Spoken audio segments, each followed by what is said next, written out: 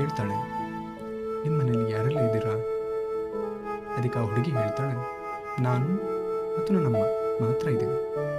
ಸ್ವಲ್ಪ ದಿನದ ಮುಂಚೆ ನನ್ನ ತಮ್ಮ ಒಂದು ಕಾಯಿಲೆಯಿಂದ ಸತ್ತೋದ. ನಿಮ್ಮ ಮಗನ ನೋಡಿದಾಗ ನನ್ನ ತಮ್ಮ ನೆನಪಾಗ್ಬಿಟ್ಟ. ಹೀಗಾಗಿ ನನ್ನ ತಮ್ಮ ತಿಂದಿದ್ರು ಒಡೆದು ಹಾಕಿದ್ರು ಇಲ್ಲಿ ನಷ್ಟದ ಮಾತಿಲ್ಲ ಅಂತ ಹೇಳಿ ತನ್ನ ಅಂಗಡಿ ಹತ್ರ ವಾಪಸ್ ಹೋಗ್ತಾಳೆ. ಒಂದು ಹಣ್ಣಿಗೆ ಚೌಕಾಸಿ ಮಾಡ್ತಿದ್ದ ಮಹಿಳೆ ಸೀದಾ ಕಾರಿಂದ ಇಳಿದು ಹೋಗಿ ಆ ಹುಡುಗಿ ಕೈಗೆ ತನ್ನ ಪರ್ಸಲ್ಲಿದ್ದ ಬಂಗಾರದ ಬಳೆಗಳನ್ನು ಕೊಡ್ತಾಳೆ.